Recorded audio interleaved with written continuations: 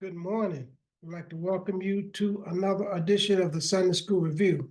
This week's Sunday School lesson is entitled Justified by Faith in Jesus, and is taken from Romans, the 3rd chapter, verses 21 through 30. There are two outlines in today's lesson. The first outline is there is only one way, and that is Romans, the 3rd chapter, verses 21 through 26. The second outline is nothing to boast about, and that is verses 27 through 30. Now, Romans is one of the Pauline epistles.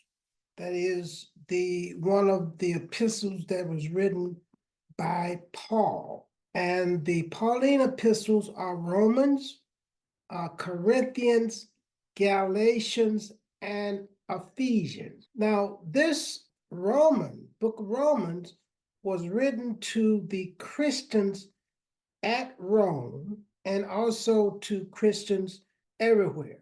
Now, Paul at that time had never visited Rome. So he was writing them about the foundation of the Christian faith. So Romans lays out the foundation of the Christian faith.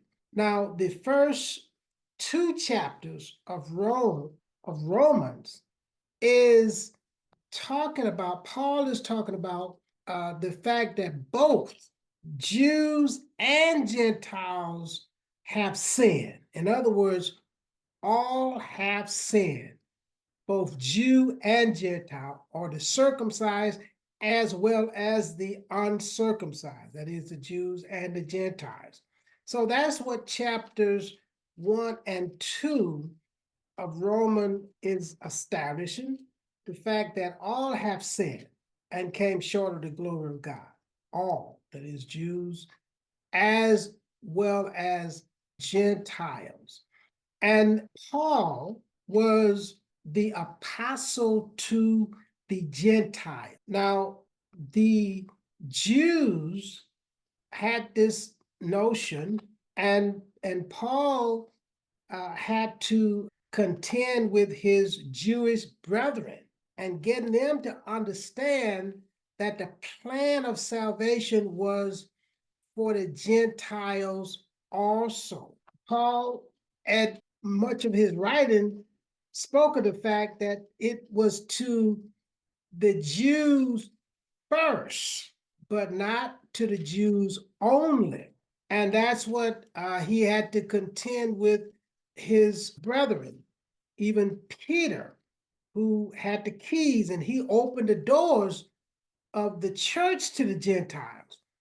But Peter had to come along and get this revelation as well. So many of the Jews at that time felt that it was salvation, the plan of salvation, that is, the plan of salvation was to the Jews only, but not true.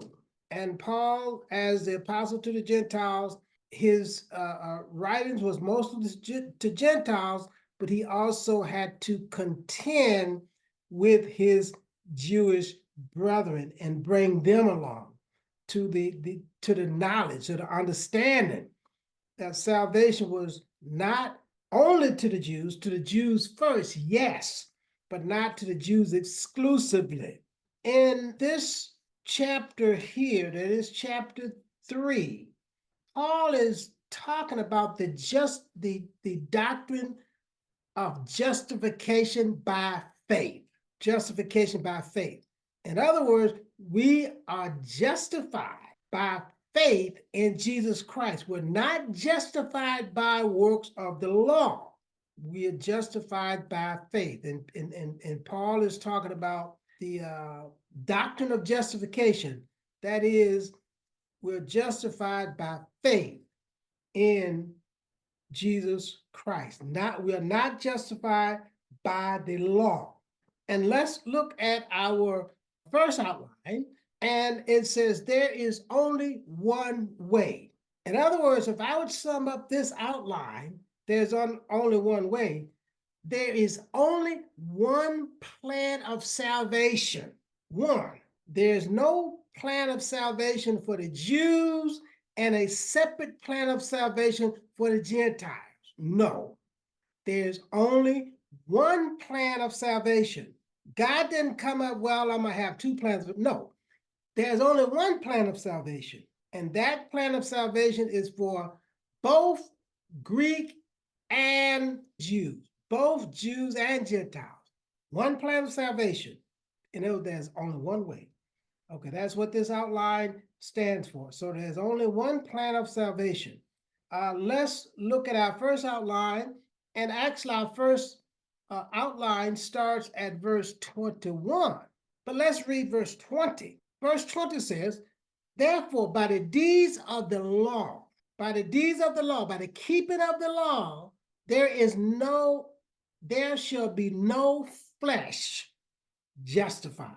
In other words, no one shall be justified in his sight.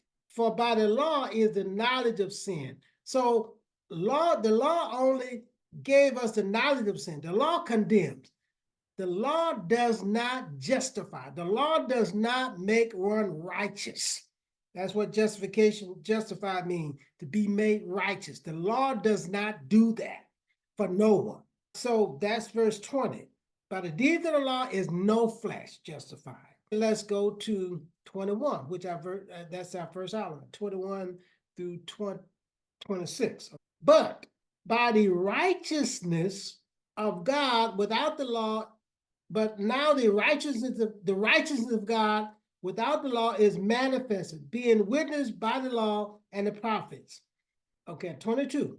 Even the righteousness of God, which is by faith in Jesus Christ, unto all and upon all them that believe. For there is no distinction. There's no difference. There is no difference between Jew and Gentile. I don't think we can get too much plainer than that. There is no distinction. There's no difference. How are we justified? Even the righteousness of God, which is by the faith in Jesus Christ. That's what justifies us. Faith in Jesus Christ, not the law. This is pretty plain and straightforward. Okay, the latter part of 22, for there is no difference. There's no distinction between the Jew and the Gentile. So there's no difference. No plan of salvation for the Jews or a separate plan of salvation for the Gentiles. Same plan. Okay, let's go to 23, in which Paul has been repeating this theme throughout chapters 1 and 2. 23 says, for all have sinned, not some, not the Jews, not the Gentiles, for all have sinned and come short of the glory of God. The whole world. That's it. That's all we're dealing with. All. The whole world have sinned. For all have sinned and came short of the glory of God. That's it. We can't glean anymore from that. For all have sinned, the whole world. That's 23. 24. Being justified freely by his grace through the redemption that is in Christ Jesus. Being made righteous, that is justified freely. There's nothing that we can do or have done to earn this salvation, to earn this. There's nothing we did nothing. We did absolutely nothing.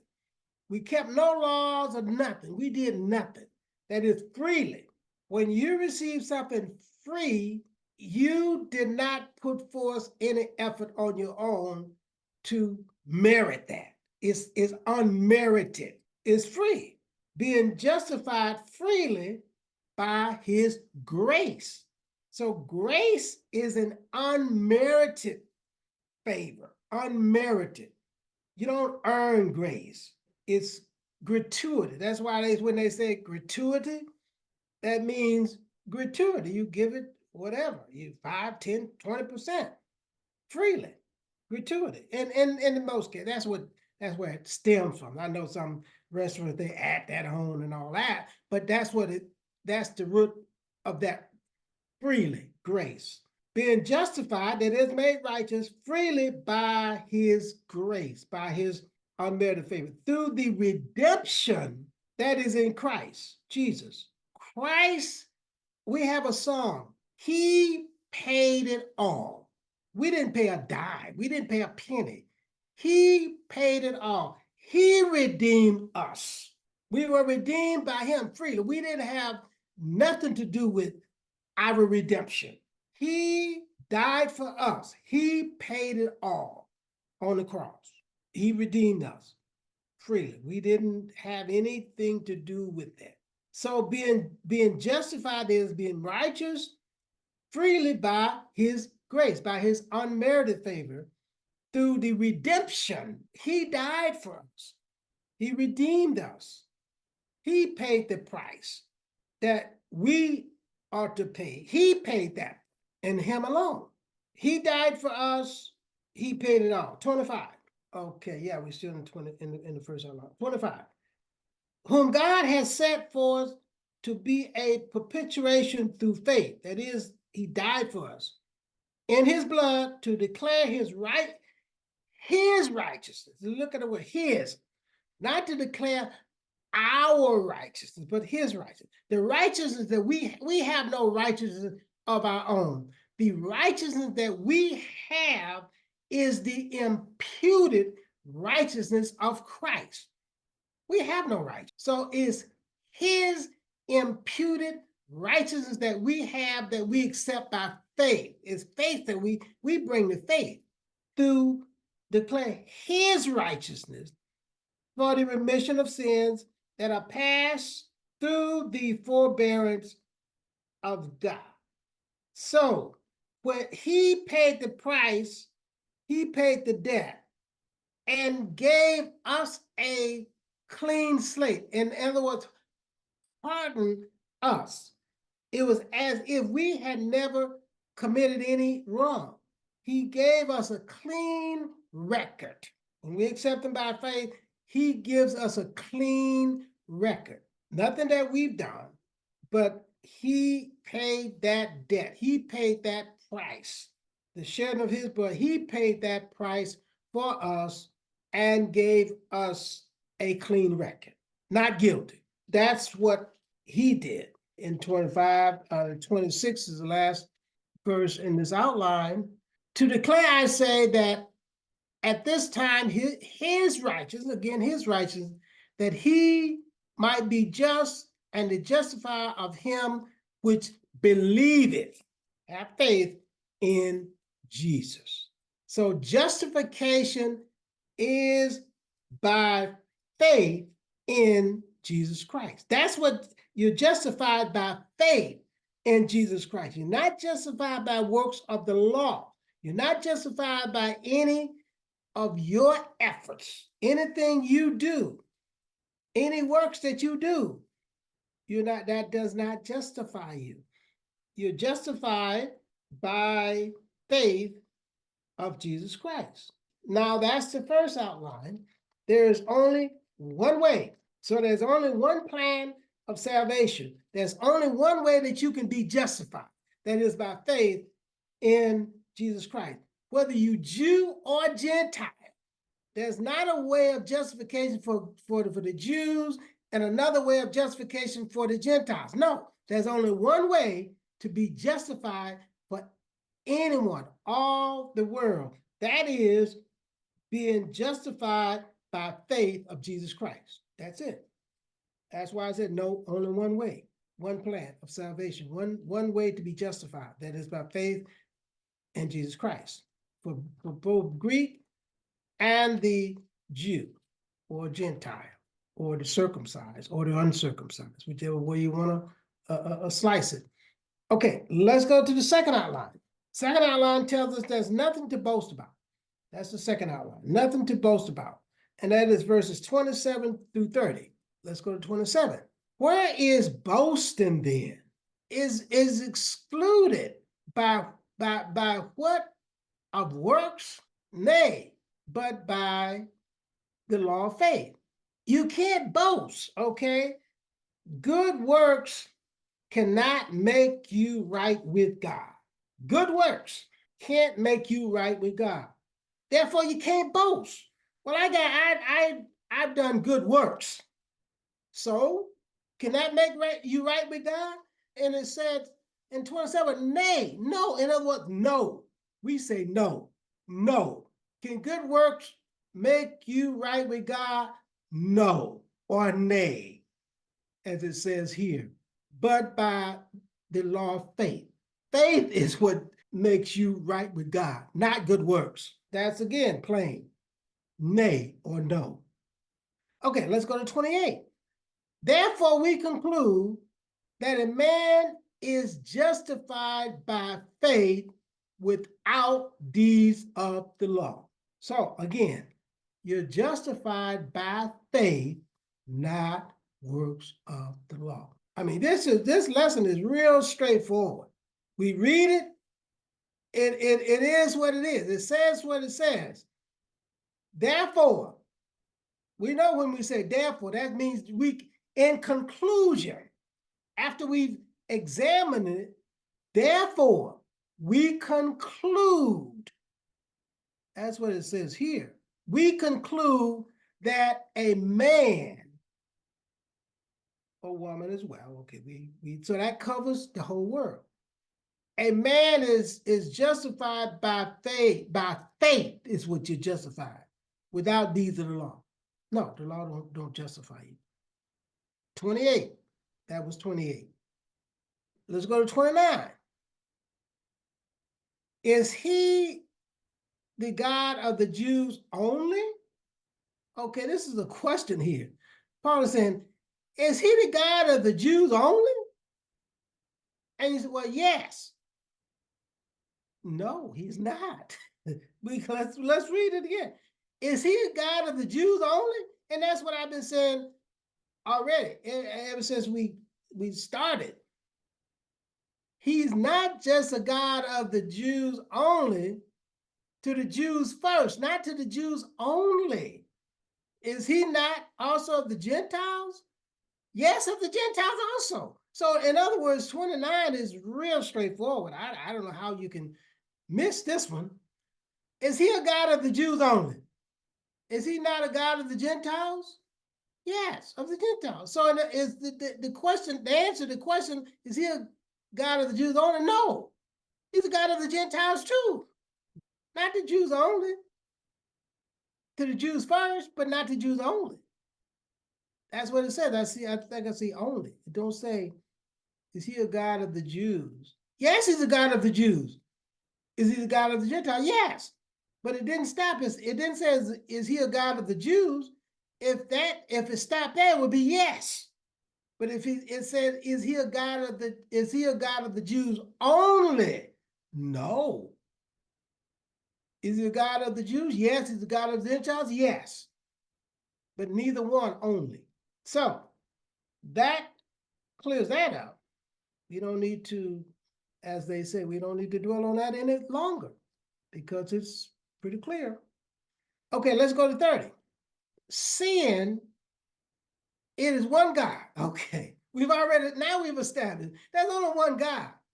There's only one plan of salvation. There's only one God, which shall justify the circumcision by faith. So there's only one God that's going to justify you, the circumcision and the uncircumcision by faith. So in other words, God is going to justify the circumcision, which is the Jews, and the uncircumcision, which is the Gentiles, by faith.